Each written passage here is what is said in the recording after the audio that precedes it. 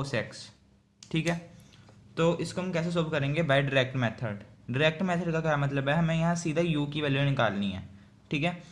तो देखिए यहाँ से u की वैल्यू कैसे निकल सकती है? जे आप देखिए u का यहाँ क्या हो रहा है? डिफ्रेंशिएशन, ठीक है, वो भी पार्शियल डिफ्रेंशिएशन, एक विद रिस्पेक्ट टू x और दूसरी बार विद रिस्पेक्ट टू t, ठीक है। इसका मतलब हम यहाँ इंटीग्रेशन कर दें 2 बार, तो ये एक बार विद रिस्पेक्ट टू x और दूसरी बार विद रिस्पेक्ट टू t, तो क्या होगा? ये जो डिफ्रेंशिएशन है ये कट जाएगा और हमें u की वैल्यू मिल जाएगी, ठीक है। मतलब ये कैंसिल हो जाएगा डिफ्रेंशिएशन और हमें u की वैल्यू मिल जाएगी, ठीक है। तो हम क्या करते हैं? डिफ्रेंशिएट कर देते हैं, एक बार विद रिस्पेक्ट टू x और दूसरी बार with respect to y, sorry with respect to t आएगा, ठीक है, विद रिस्पेक्ट टू t। तो देखते हैं कैसे करेंगे। तो पहले तो हमें क्या करना है? With respect to x differentiate करना है इसको, ठीक है। और उस केस में हम t को कांस्टेंट मान के चलेंगे, ठीक है। t हमारे लिए तब क्या होगा?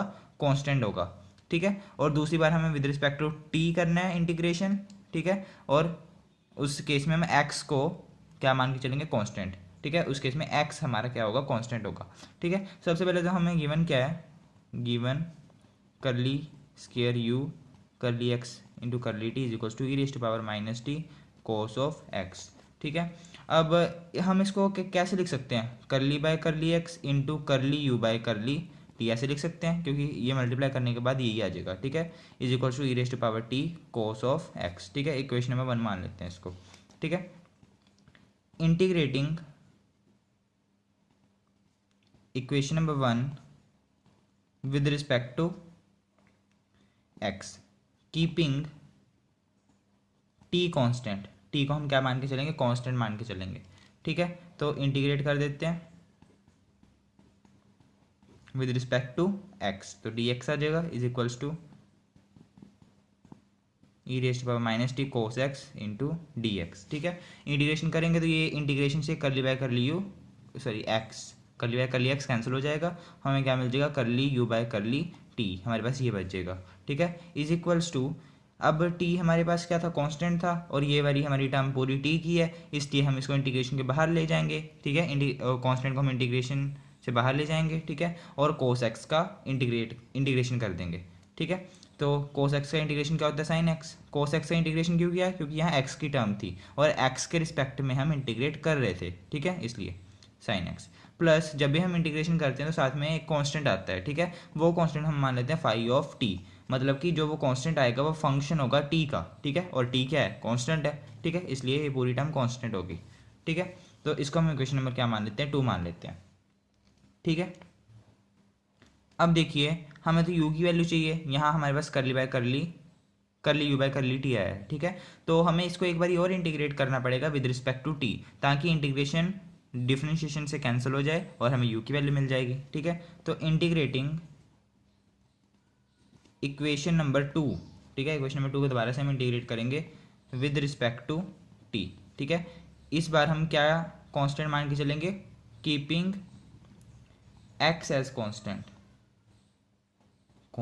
ठीक है, एक्स को हम कांस्टेंट मान के चलेंगे, ठीक है। तो इंटीग्रेट कर देते हैं curly u by curly t with respect to t, d t आ जाएगा is equals to integration of e की power minus t sine of x into d t, ठीक है, plus phi of t function of t, ठीक है।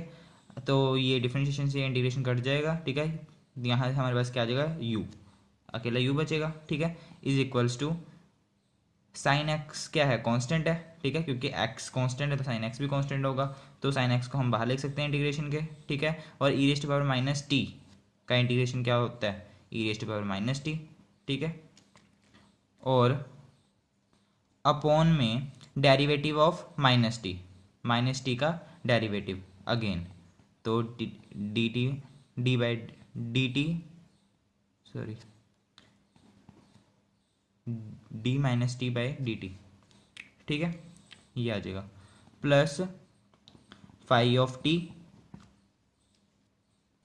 और यहाँ integration phi of T का भी हम दिखाएंगे, फाई ऑफ टी का भी इंटीग्रेशन होगा, ठीक है, integration of phi of t, ठीक है, प्लस कांस्टेंट हमने देखिए पहले तो हमने इंटीग्रेशन किया था इसका, तो इस केस में हमारे पास एक कांस्टेंट आया था फाई ऑफ टी, ठीक है। अब हमने इसका दोबारा से इंटीग्रेशन किया तो एक कांस्टेंट और आ जाएगा, ठीक है, तो एक और कांस्टेंट लिख देते हैं, और इस बार हम लेंगे साई ऑफ एक्स, क्योंकि एक्स क्या था, इस बार कांस्टेंट था, इस बार हमने एक्स को कांस्टेंट मान के चला है ना, तो एक्स कांस्टेंट है, इसलिए जो उसका फंक्शन होगा वो भी कांस्टेंट होगा, इसलिए हमने यहाँ साई ऑफ एक्स कांस्टेंट यहाँ मान के चला है। ठीक है, और फाई ऑफ टी का हमने यहाँ इंटीग्रेशन इसलिए किया है क्योंकि फाई ऑफ टी में ये फंक्शन ऑफ टी है। ठीक है, और टी का ही तो हम यहाँ इंटीग्रेशन कर रहे हैं, विद रिस्पेक्ट टू टी तो हम इंटीग्रेट कर रहे हैं, इसलिए फाई ऑफ टी का इंटीग्रेशन होगा।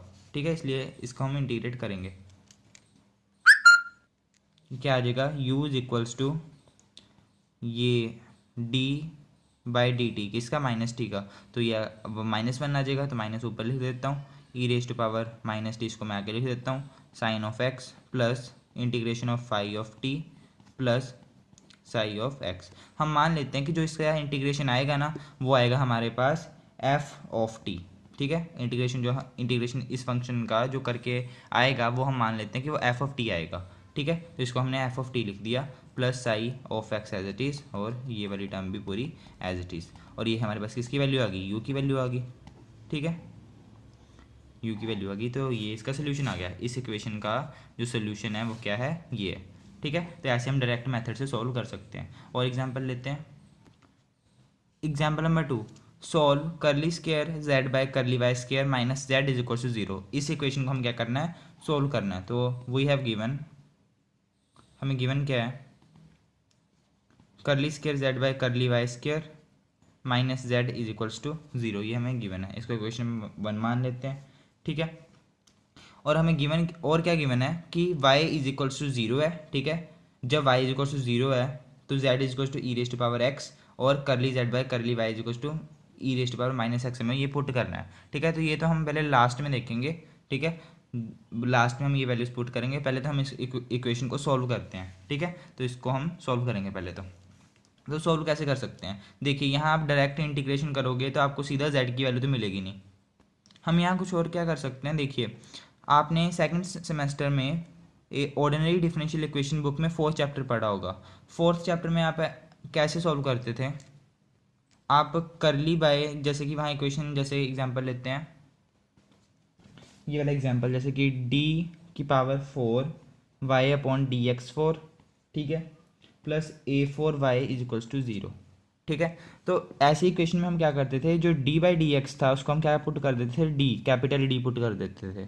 ठीक है, और एक्सिलरी इक्वेशन निकालते थे, तो इसकी एक्सिलरी इक्वेशन क्या जाती थी, d4y plus a4y is equals to 0। यहाँ से y को आप कॉमन निकालोगे, ठीक है, इस 0, और d4 plus a4 is equals to 0 आपकी एक्सिलरी इक्वेशन आ जाती थी। ठीक है, ये आपकी एक्सिलरी इक्वेशन थी। तो ऐसे आप कॉम्प्लीमेंट्री फंक्शन निकालते थे। ठीक है, तो और अगली एक्सरसाइज में हमने पर्टिकुलर इंटीग्रल निकालना भी वहाँ आपने सीखा होगा। ठीक है, तो वही मेथड हम यहाँ यूज़ करेंगे इस इक्वेशन में भी। तो यहाँ हम क्या करेंगे, putting curly by curly y is equals to D. हम यहाँ करली बाय वाई को क्या पुट कर देते हैं, डी पुट कर देते हैं। करली बाय को डी पुट कर दिया। ठीक है, इन इक्वेशन 1। ठीक है, तो क्या आ जाएगा, d square z minus z is equals to 0, ये आ जाएगा। ठीक है, यहाँ से हम जेड को कॉमन ले लेते हैं, तो d square minus 1 z is equals to 0। यहाँ डी स्क्वायर क्यों है, क्योंकि यहाँ curly square by curly y square है ना, तो जी यहाँ स्क्वायर आ जाएगा तो ये डी का भी स्क्वायर हो जाएगा। ठीक है, इसलिए यहाँ डी स्क्वायर आ गया, तो d square minus 1 into z is equal to 0 आ गया। तो हमारी एक्सिलरी इक्वेशन क्या आ गई, d square minus 1 is equal to 0। वो एक्सिलरी इक्वेशन वो वाली होती है जिसमें ये वेरिएबल ना हो। ठीक है, और जिसमें वेरिएबल ना हो मतलब कि इस वेरिएबल को आपने कॉमन ले लिया और जो हमारे पास ये टर्म आई इसको 0 के सामने इक्वेट कर दिया। ठीक है, तो वो हमारी एक्सिलरी इक्वेशन होती है। यहाँ से हम क्या निकालेंगे, डी की वैल्यूज निकालेंगे। डी की वैल्यू क्या आ जाएगी, d square is equals to 1, तो डी की वैल्यू क्या आ गई, +1 और एक -1। ठीक है, तो हमारा जो कॉम्प्लीमेंट्री फंक्शन था वो क्या आ जाता था, c f is equals to e raise to power x c1। ठीक है, e raise to power x c1, x e raise to power x, और उस एक्स का कॉफिशिएंट क्या है, 1 है। 1 क्यों है, क्योंकि यहाँ हमारी डी की एक वैल्यू क्या आई है, 1 आई है। ठीक है, तो एक्स का वही कॉफिशिएंट आपको रखना है जो आपकी वैल्यू आई हो। ठीक है, तो 1 आई है ना, तो यहाँ आपने 1x, ठीक है, plus C2 e raise to power minus x. ठीक है, -1x कह लो या -x। ठीक है, तो क्योंकि दूसरी वैल्यू हमारे पास क्या आई है, -x। ठीक है, तो ये हमारा है कॉम्प्लीमेंट्री फंक्शन। सॉरी, यहाँ x नहीं आएगा क्योंकि हमने d किसको मानना है, करली बाय को, विद रिस्पेक्ट टू y है। ठीक है, d हमने करली बाय को मानना है, मतलब कि किसके रिस्पेक्ट में, y के रिस्पेक्ट में। ठीक है, तो यहाँ x की जगह y आएगा। ठीक है, यहाँ देखिए, यहाँ डी बाई डी एक्स को आपने d माना था, इसलिए आपका कॉम्प्लीमेंट्री फंक्शन x में आता था। ठीक है, पर यहाँ आपने करली y को मानना है, तो इसलिए ये y में आएगा, तो कॉम्प्लीमेंट्री फंक्शन आ गया। तो आपका सोल्यूशन भी यही है, क्योंकि आपकी जो इक्वेशन है उसमें इज इक्वल टू 0 है, और जब इज इक्वल टू 0 होता है तो आपका जो कॉम्प्लीमेंट्री फंक्शन होता है वही कंप्लीट सोल्यूशन होता है। ठीक है, तो सी एफ आपका जो है वो कंप्लीट सोल्यूशन है। अब देखिए, आपको क्वेश्चन में y is equal to 0, z is equal to e raise to power x और curly z by curly y is equal to e raise to power -x given था। ठीक है, तो ये हमें क्यों गिवन होता है, ताकि हम यहाँ C1 और C2 की वैल्यूज निकाल सकें। ठीक है, हमें अच्छी तरह पूरा सोल्यूशन निकालना है, इन कांस्टेंट को हमें क्या करना है, एलिमिनेट करना है, यहाँ से बाहर निकालना है। इसके लिए हमें यहाँ कंडीशन ये गिवन है, जब भी आपको ये कंडीशन गिवन हो तो इसका मतलब क्या है कि आपको C1 और C2 को एलिमिनेट करना है। ठीक है, तो C1 और C2 की वैल्यू हम निकालेंगे इनकी हेल्प से। ठीक है, तो हमारे पास क्या है, एक तो हमें क्या रखा है कि जब y 0 होगा तो z e raise to power x होगा। ठीक है, when y is equal to 0, ठीक है, तो z की वैल्यू क्या होगी, e raise to power x होगी। ठीक है, ठीक है, और ये पूरी जो इक्वेशन है, कॉम्प्लीमेंट्री फंक्शन है, वो z के इक्वल होता है। ये हमारा सोल्यूशन है, z की टर्म्स में ही आएगा ना, क्वेश्चन हमारा z की टर्म्स में है, तो हमें यहाँ से z की वैल्यू निकालनी है, तो हमारा जो सोल्यूशन है वो z में ही आएगा, तो ये z इज इक्वल्स टू ये टर्म आ गई। ठीक है, तो अब y इज इक्वल्स टू 0 और z is equals to e raise to power x हम यहाँ पुट करते हैं। ठीक है, तो पुट कर देते हैं, तो पुटिंग इन इक्वेशन नंबर 2, इसको हम 2 मान लेते हैं। ठीक है, तो हमारे पास सी एफ क्या, सॉरी, z की वैल्यू क्या है, e raise to power x, z की वैल्यू हमने e raise to power x put कर दी। ठीक है, और y हमारे पास क्या है, 0, तो C1 e raise to power 0 plus C2 e raise to power -0। ठीक है, y की वैल्यू हमने 0 पुट कर दी, तो e raise to power x किसके इक्वल आ जाएगा, C1 e raise to power 0 मतलब 1 plus e raise to power -0 को हम क्या लिख सकते हैं, ई रेज टू पावर 0 ही होती है, तो C1 प्लस C2 हमारे पास आ गया किसके equal, e raise to power x के इक्वल। ठीक है, ये हमारे पास कौन सी इक्वेशन है, इसको हम थर्ड मान लेते हैं। ठीक है, अब हमें क्या गिवन है, if y is equal to 0 तो curly z by curly y किसके इक्वल होगा, e raise to power -x के इक्वल होगा। ठीक है, तो when y is equal to 0 curly z by curly y is equal to e raise to power -x, तो ये दोनों वैल्यूज हम फिर से इक्वेशन नंबर 2 में पुट कर देते हैं। Putting these values in equation 2।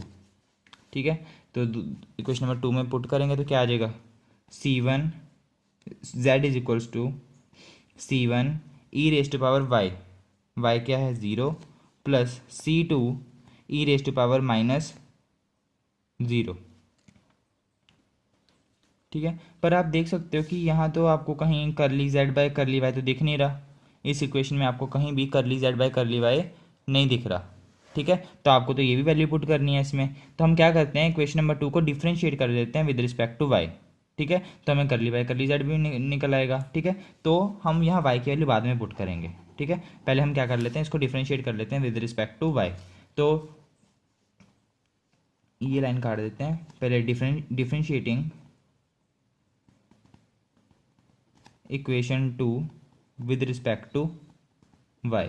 ठीक है, तो ये आ जाएगा C1 e raise to power y की differentiation e raise to power y आ जाएगी, प्लस C2 कांस्टेंट है, e raise to power -y की डिफ्रेंशिएशन क्या आ जाएगी, e raise to power -y और अपॉन में -1, तो यहाँ मैं माइनस लगा देता हूँ।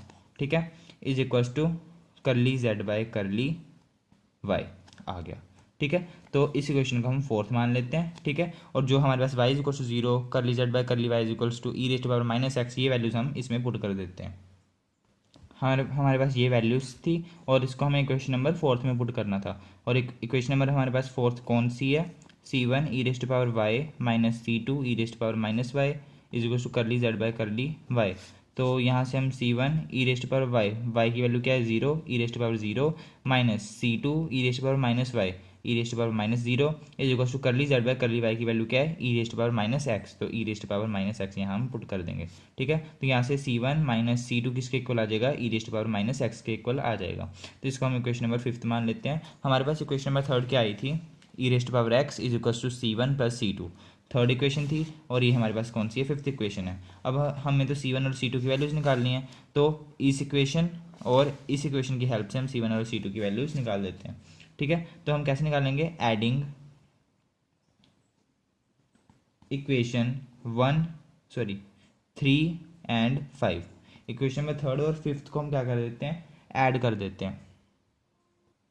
तो ऐड कर देते हैं, क्या आएगा, c1 plus c2 is equal to e rest power x, c1 minus c2 is equal to e rest power minus x. Add करेंगे इसको, तो ये c2 से c2 कट जाएगा, तो 2c1 किसके इक्वल आ जाएगा, e rest power x plus e rest power minus x के। तो c1 की वैल्यू क्या आ गई, e rest power x plus e rest power minus x upon 2।